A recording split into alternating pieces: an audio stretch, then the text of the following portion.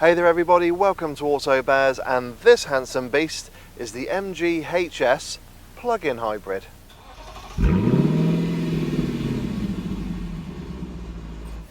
MG are definitely on a roll at the minute, and it is down to two cars of theirs, the ZS and the 5. These are two hugely affordable EVs, and they do offer huge amounts of practicality and decent range as well, especially when compared to their rivals. Now, I went on the launch of the HS back in 2019 and I was hugely impressed by the practicality, space, and actually the kind of quality of the interior. It did feel like a car twice its price. But MG have gone a different way for the HS. In fact, they're going against the likes of the Hyundai Tucson and Ford Kuga, because they also come as plug-in hybrids. And I've had this HS plug-in for a week, and I'm going to let you know if it is still an affordable bang for your buck car compared to its rivals. When it comes to the HS's styling, well, I think it looks bloody lovely. Now granted, it hasn't changed since 2019, there's been no midlife facelift, but that's no bad thing. I think MG have got the proportions, the lines and curves and creases just right. And I think as a result, it looks like a far more premium vehicle than its price tag would suggest. And if you were to remove that MG badge, you would be forgiven for thinking it might be one of the Germans. In fact, I do think Mercedes have looked at the HS for inspiration for one of their latest models. Look familiar? Exactly. So I think that's definite testament to the MG's designers for the HS. But yeah, I think it has aged really well. It looks really good, and the only way you can tell this is the plug-in hybrid is the fact that we've got a filler cap on the driver's side, so you can plug it in and charge overnight or at a charger, and also on the back of the car where you've got that PHEV badge in. But yeah, I think this is aging really well, and it still looks like a very premium product. And on that note, I think that's enough of looking at the exterior of the HS. Let's see if that interior is still just as plush. Sat in the front of the HS plug-in, you are greeted by a very comfortable and what still feels like a very premium interior. Yet this has definitely stood the test of time and has brought back some fond memories of the HS launch. Now, of course, this being a mid-sized SUV, getting in and out of the HS is really easy because of that high seating position. So if you do suffer from any kind of mobility issues, then this is definitely one SUV to look at. And then once you're sat in the driver's seat, you do find that these seats are immensely comfortable. These are proper bear chairs, and I love the look and design of them. Again, it actually has this really premium feel about it. And when I put a photo of these seats up on Instagram, a couple of people did comment thinking that it wasn't an MG, but actually one of the German rivals, possibly from Audi or BMW, which is, again, testament to the guys at MG for giving that premium feel to the HS. Now, there is plenty of adjustment in the seat itself. It is electrically adjustable. However, lumbar support is done via a little handle on the side of the seat. And then the passenger seat on this exclusive trim is electrically adjustable as well. The only downside, actually, is the steering, which hasn't changed because you have rake adjustment, but no reach. So it does mean that you can't quite get the perfect driving position. And when I have been driving the HS, I do feel that my arms are a little bit too extended. But if I do bring the seat a little bit closer, I feel quite close and quite cramped to the steering wheel. So I just can't quite get that perfect driving position. Interior quality is still really good in here as well. We have got premium soft touch plastics here on top of the dash. We got leatherette here on the dash itself. But lower down, yes, we got a bit of leatherette here so you can rest your knee on a long journey. But further down, we got some hard scratchy plastics, but they do feel pretty durable. So fingers crossed, should stand the test of time. And then we have got soft touch plastics here on top of the doors. And also, again, we've got leatherette here on the door panel. So it does add to that premium feel. Cubby spaces are actually pretty good here in the HS. We got some decent sized door bins where I do think you can get a medium and possibly large sized bottle of drink in there. However, it's not lined with any fabric, so loose items will rattle around a bit. Now, we have behind the gear lever got a little space here for a couple of cup holders and a little bit on the side here where you could perhaps put a couple of pens or loose change. But I do love the fact that you can cover it when not in use, so that is really handy. Now, ahead of the gear lever, you might be forgiven for thinking that there's actually quite a decent bit of cubby space, but no. We've just got two USB inputs and a 12-volt socket, and there's actually no tray or anything in order to kind of store your phone. So that is a little bit disappointing, and I have found that I've had to kind of slide my phone in order for it to fit in there, but I can't close it on top of my phone, so that's a little bit disappointing. So MG, I'd like to see that changed for the facelifted version of the HS. And then behind the cup holders, we have got a centre armrest, and the first thing I do like is that it slides forward so you can rest your arm for longer journeys. And if you do lift it up, you do find there's a little bit of additional space there, but some rivals have actually got much more space under the armrest. And then in the glove box, we have actually got a pretty decent amount of space in there because the book pack is actually quite small, so it is really handy. But again, it's not lined with any fabric, so loose items will rattle around a bit in there. But for the most part, cubby spaces are actually pretty good in here in the HS. When it comes to the infotainment system, we've got a 10.1 inch touchscreen display, and it is actually very clear and easy to read when you're on the move. We have got some physical shortcut buttons down here on the center console, and a lot of the car's functions are operated via that touchscreen, particularly, for example, the air conditioning, which is dual zone here on the HS. Now, it's not the most responsive of systems, so it does mean, for example, changing the temperature whilst you're on the move can be a little bit tricky and a bit of a distraction, especially for the driver whilst you're driving. However, after a little bit of time, yes, you do get used to where the controls are on the screen, so it makes it a bit easier. But again, I would just like it to be a bit more responsive. Now, of course, you have got Apple CarPlay and Android Auto, so for the most part, you'll be using those systems when it comes to the navigation, because that, again, once it gets going, it's not too bad, but just the initial load up can take around 30 seconds just to get the maps to load up on the screen. So again, yes, just go with your Apple CarPlay or Android Auto, use Google Maps always, far quicker, and especially when you got it plugged in via the USB. And then in front of the steering wheel, we have got a digital dashboard, and it is a nice system. Again, the graphics are nice and clear and easy to read when you're on the move. Some of the animations are not the sharpest, almost fluid, but it's absolutely fine for everyday driving. And you can go through on the right hand side of the steering wheel the controls to go through the driver data display, so you can see things like the hybrid regen system and just see what's actually powering the car as you're driving along. So that is really handy. And then the buttons on the left hand side of the steering wheel deal with the Bluetooth phone and also your volume and source controls. Now, just below the indicator stalk, we actually have got the adaptive cruise control, which is a nice feature and is part of the MG Pilot system. So you do get a lot of safety tech as standard, including autonomous emergency braking, lane keep assist, and blind spot detection, which, just to point out, the actual warning light is on the inside of the car, not fixed in the wing mirror. So again, just something to be aware of, because I've not really seen it here on that position in a car before, so that is quite unique. But yeah, in terms of the digital display, it's absolutely fine for everyday driving, and yeah, it does give again that premium plush feel to the HS. And then the final kind of physical buttons here in the front of the HS, here on the center console, we have got a button for the boot open and release. We have got a 360-degree camera here on this exclusive trim. Just behind there, we have got your electric parking brake, auto hold, and actually hill descent control. And then we have got your hazard lights and also a button that says EV, so that allows you to go full EV or auto when you're driving along, and I will explain that when we get to the driving part of the review. But yeah, in terms of the design in here, it still feels very nice, it still feels very modern, and the perceived quality is still very good. It does feel far more expensive in here than its £33,000 price tag would suggest. So yeah, I'm still kind of liking the HS, and it still gives me that kind of nice quality feel about it. But that's enough of looking at the front of the HS. Let's have a little look at those back seats. Sat in the back of the HS, I actually had forgotten how much space was back here. It is really impressive, and I probably would say it's class leading.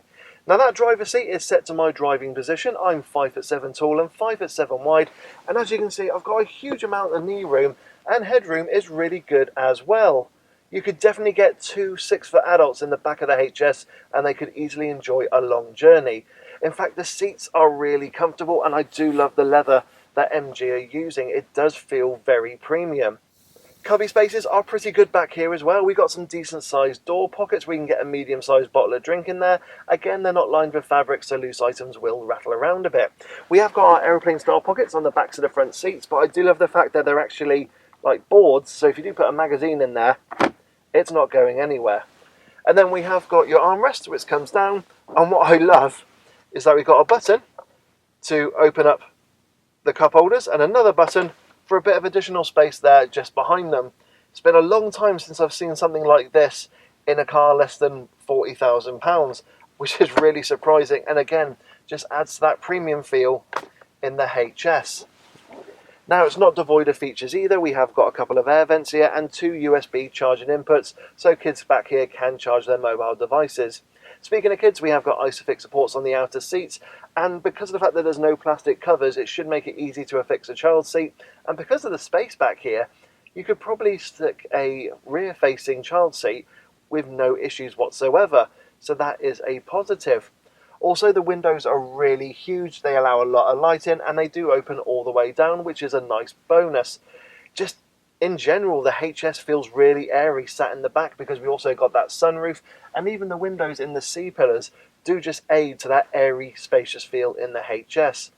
So yeah, all in all, I really like it back here. I could easily do a long journey in the HS with no issues whatsoever.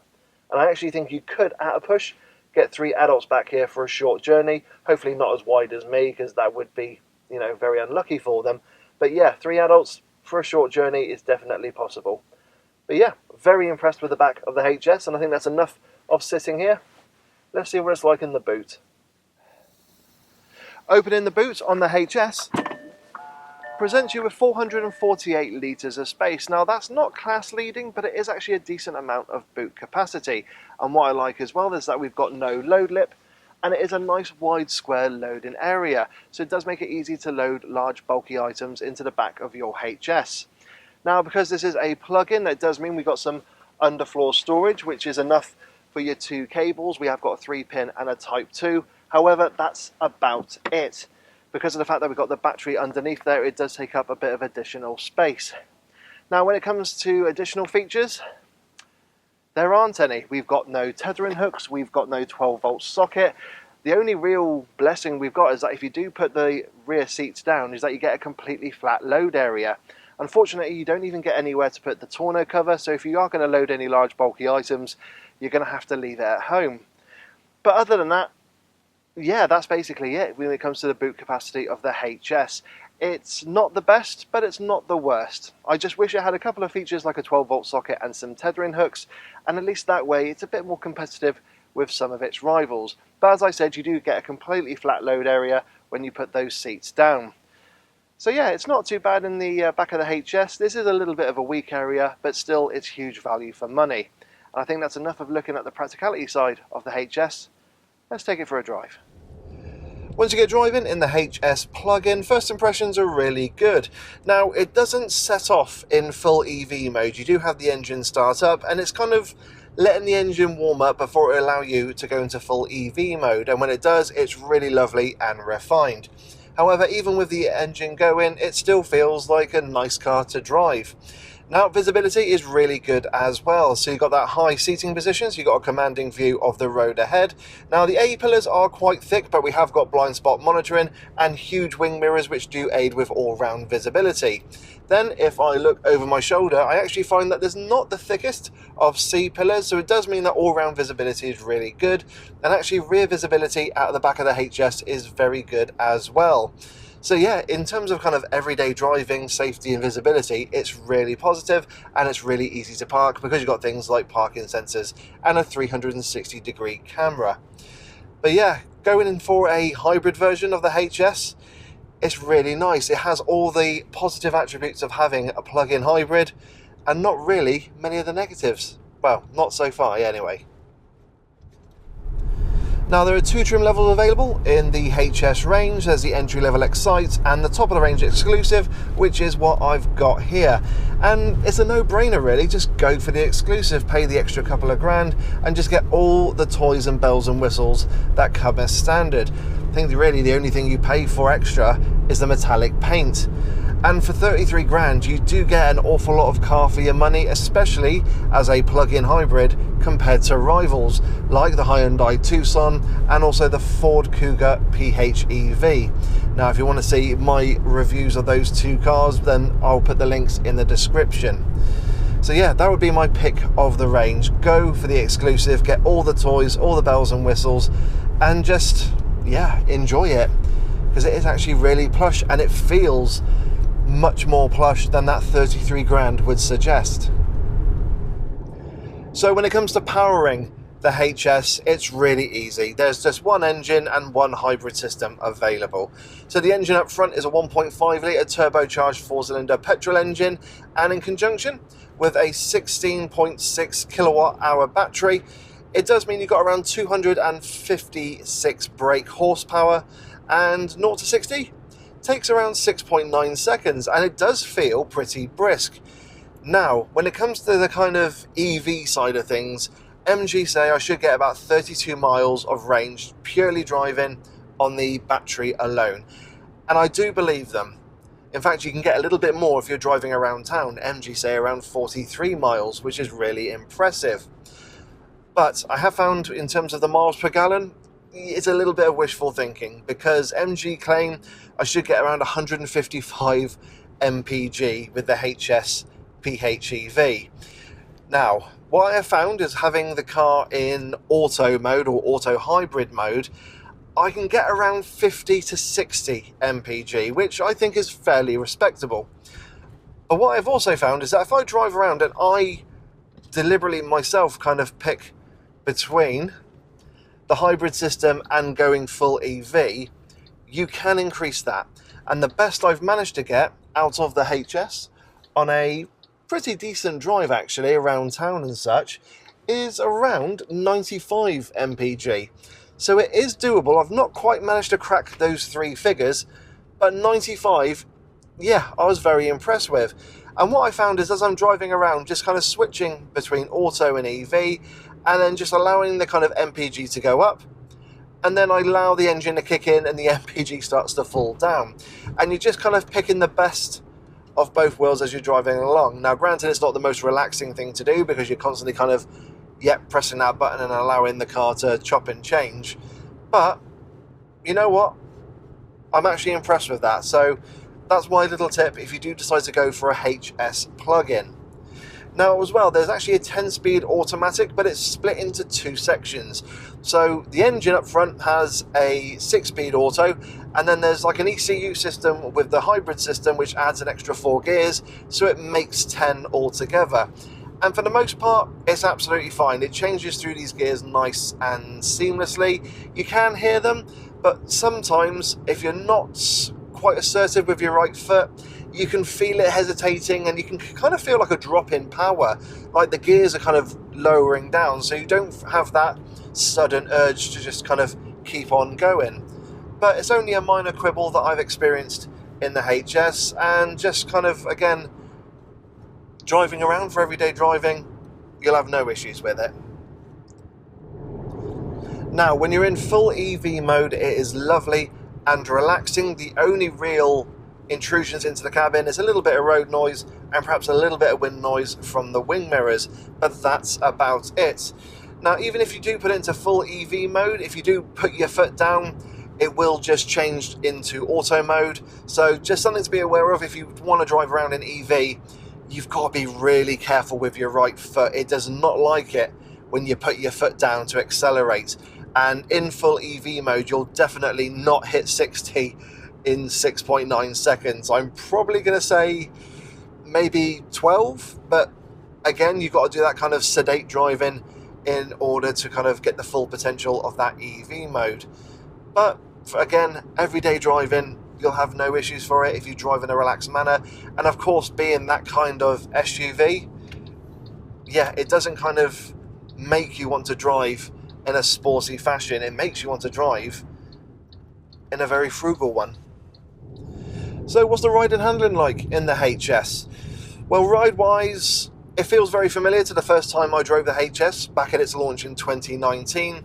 Although going over some of the potholes and manhole covers, you do feel that extra weight. You do get a boom and vibration coming into the cabin, and a couple of passengers who've been sat in the back of the HS have found it a little bit stiff when kind of going over said potholes and manhole covers. So that's just the way that the car's been set up to deal with that extra weight of the battery and electric motor. But other than that, it deals with the bumps and imperfections really well. It's perfect for family driving and everyday driving. It's only really if you deliberately go over those imperfections on the road that you are going to exploit that kind of stiffness in the suspension. But in terms of refinement, this is something which I do want to note. So driving around now in EV mode, it's lovely. It's lovely and quiet. There's a bit of tyre roar coming into the cabin. That's the only main intrusion in here.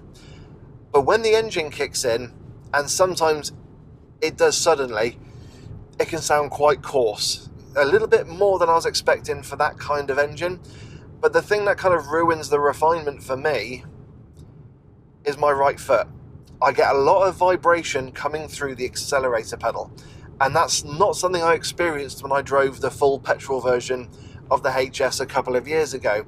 So I'm not sure if this is just something that's on this particular car, or if it's something that's on all HS plugins. If you are an owner of a HS plugin and you're watching this, please let me know in the comment section below if you have experienced this. But there is just a lot more vibration in my right foot that I was expecting, and it does take that refinement level down a bit, unfortunately, and it does mean that there are other cars out there which are much more refined for day-to-day driving. Granted, you are going to have to pay much more in order to meet their price tag, but that's the only real quibble I've had when it comes to the refinement side of the HS plug-in. It's just that vibration in my right foot. It's a bit weird, and it's not the most pleasant experience. It's very old-fashioned in a way. Now, when it comes to the HS's handling, the only real difference compared to when I drove it a couple of years ago at the launch is that you can feel the weight of the battery and the motor in there. So it does mean there's a little bit more lean in the corners, and if you do push it, it does want to understeer, but that's not really surprising. And it is actually two-wheel drive only. There's no all-wheel drive option available with the HS. But what I do love about MGs is that they do put quite a bit of weight in the steering, and as a result, you do feel connected to the wheels up front. Now, granted, yes, it's not a Seat Ateca, but it does mean that you can go into a corner, chuck it in. Now, granted, on these slippery conditions, it will understeer on a tight corner, but it does mean you get a bit of feedback. It does mean that you have a nice experience driving the HS. And that's something you don't get with a lot of these cars. A lot of these cars have over-assisted power steering, and as a result you feel a slight detachment with the car, almost a video game sensation. But that's something I really do love with MGs. They do deliberately put a bit of extra weight in the steering, so it does mean you get to manhandle the car and just kind of know what it's doing when you put it in the corners. So yeah, I really do like it, and it is still light enough to make it easy to park. So with my time in the HS, what have been the highlights and kind of low points of driving it around and reviewing it for the week? Well, highlights, I do love all the kits you get as standard, and that's why I recommend going for the exclusive trim. It does feel actually like a premium product despite that 33 grand price tag. This could actually go up against cars nearly twice that price, and I think apart from a couple of little areas, you would think this was a more premium product. I don't think you would believe that there would be an MG badge at the front. Now, in terms of kind of little negatives, I actually think I've covered them. So yes, we need to have a little look and address that vibration coming in and going through the accelerator pedal when the engine is engaged.